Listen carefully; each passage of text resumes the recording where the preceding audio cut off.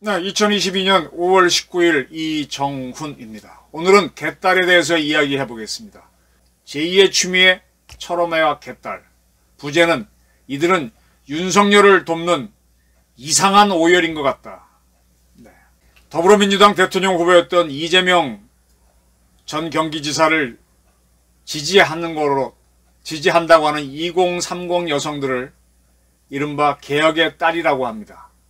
줄여서 개딸이라고 그들 스스로가 부르고 있죠. 이러한 개딸들이 지금 대선 패배 이후 민주당에서 임명한 박지원 공동 비상대책위원장을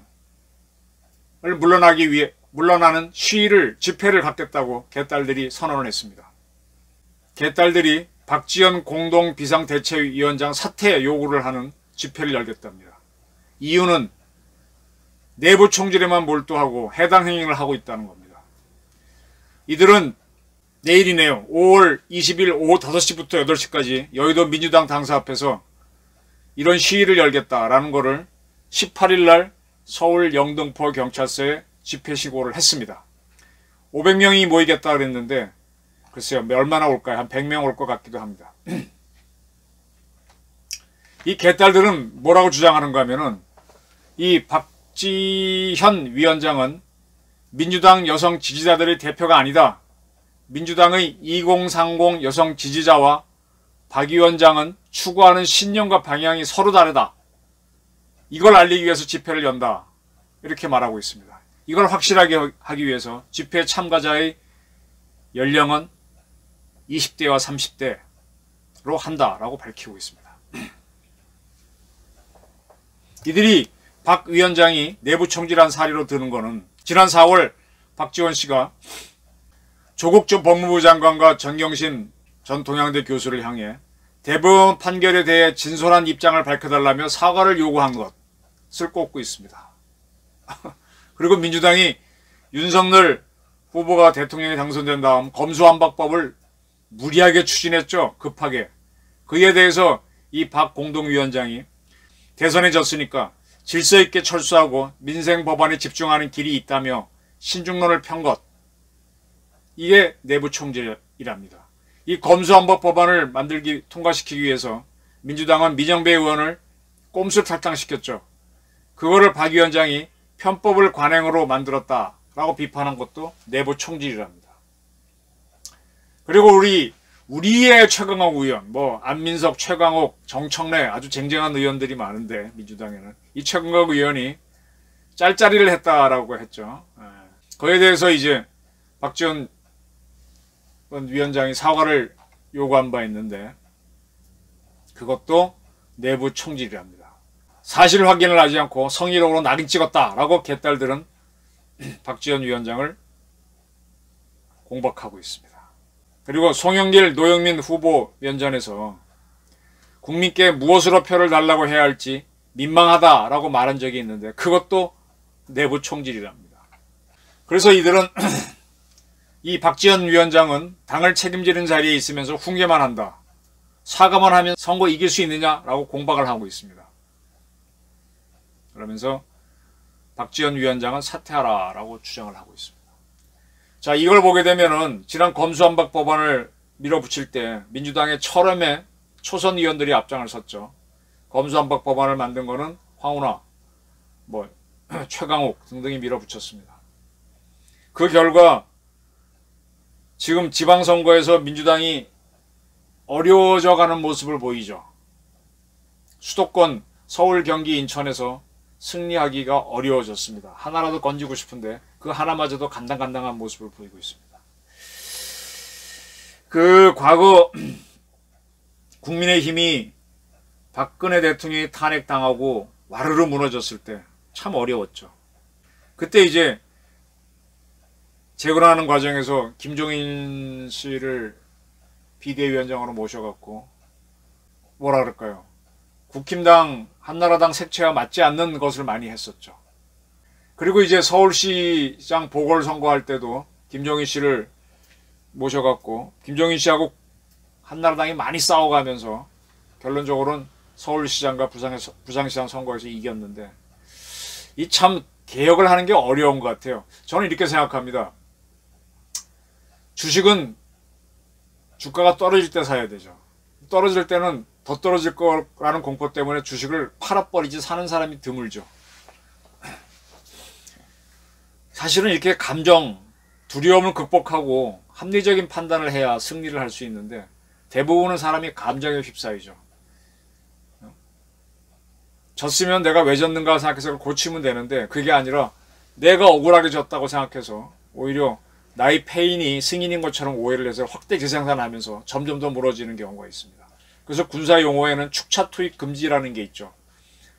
이미 뚫리고 있는 전쟁터에서 계속 거기다가 추가 부대를 넣어봐야 점점 무너진다는 거죠. 뒤로 쭉 빼갖고 약점이 뭔지 검토한 다음 새롭게 방어선을 쳐야 막을 수 있는데 지금 민주당이 하는 거 보게 되면 축차 투입 같아요. 대통령 선거에서 0.73%밖에 지지 않았다는 게 이게 쥐약입니다. 아예 왕창 졌으면 허탈해갖고 저항할 힘도 없으니까 내가 왜 졌지 하고 생각해보면서 방안을 찾는데 너무 아슬아슬하게 졌습니다. 이길 줄 알았겠죠. 그러니까 자꾸 철험해가 나오고 개딸들이 나와서 자꾸 뭘 해보는데 이게 자기네 갖고 있는 역량을 자꾸 불쏘시개를 쓰는 축차 투입입니다. 그리고 이런 거는 대개 아직도 혈기가 남아있는 강경파들이 주도합니다. 강경파들은 미래의 재원들인데 이들이 다 소진되는 거죠. 그리고 그들은 점점 삐뚤어져 가죠. 자, 이걸 봐야 됩니다. 이런 강경파가 나올수록 이 문재인 정권이 왜 권력 재창출을 못합니까? 정권 재창출을 못합니까? 윤석열이라고 하는 사람을 잘못 쓴 데 있는 거잖아요. 그를 이용해서 박근혜 세력을 치려고 하다가 거꾸로 자기들이 잘못한 거 조국을 딱 잡히니까 그때부터는 윤석열을 친다고 친 게 못 친 거죠. 윤석열 검찰총장은 조국 씨의 딱 팩트를 잡고 꿈쩍도 안 했습니다. 거기에 대해서 추미애라는 사람이 나와서 온갖 비난을 다 했지만은 말의 잔치는 했지만 팩트 자체를 뒤집지 못했습니다. 그래서 유죄가 나오게 되고 팩트가 힘이 그렇게 무서운 겁니다. 그게 놀래갖고 대선 지고 난 다음에 검수완박을 만들어서 검찰의 기능을 죽이고 있는데 그렇다고 한들 경찰은 윤석열 정부에서 민주당한테 충성할 것 같아요? 안 하죠. 경찰이 착착 수사해 오면 검찰은 착착 기소를 하면서 오히려 더 잘 될지도 모릅니다. 이미 수사를 많이 해본 사람이 대통령이 됐고 법무부 장관이 됐으니까.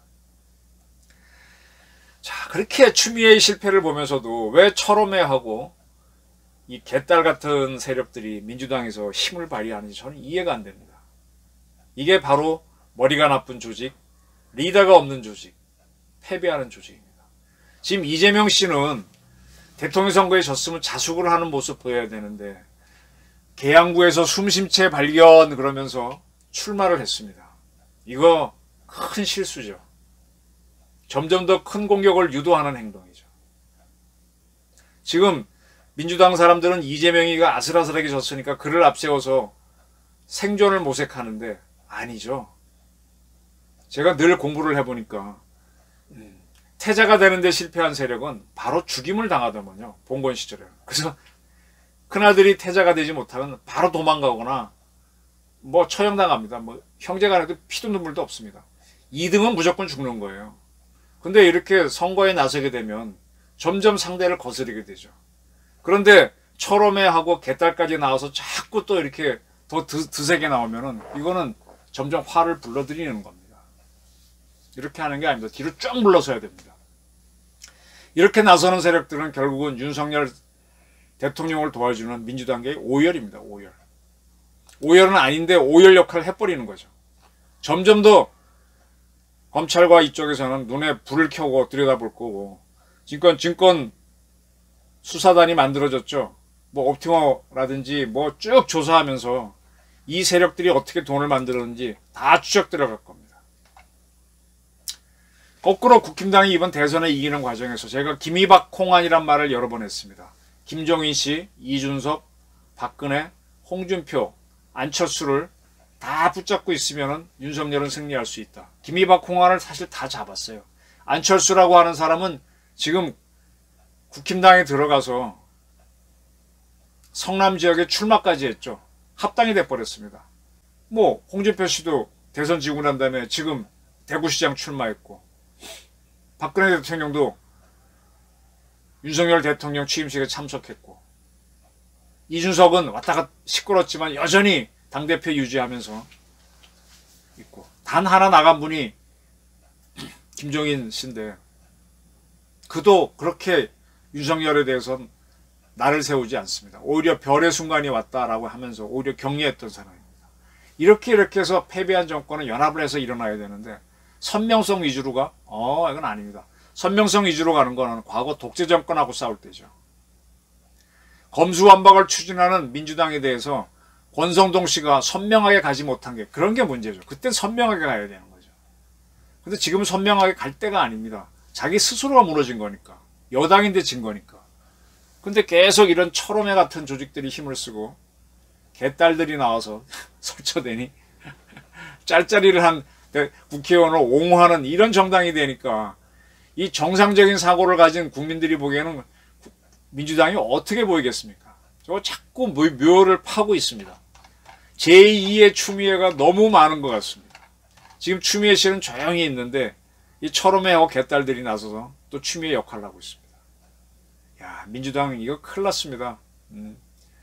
이거 저는 이번 지방선거 민주당이 질 거라고 봐요. 상당히 질 거라고 봅니다. 저기 뭐 호남 3지역하고 제주, 세종 빼고 나면 거의 지지 않을까.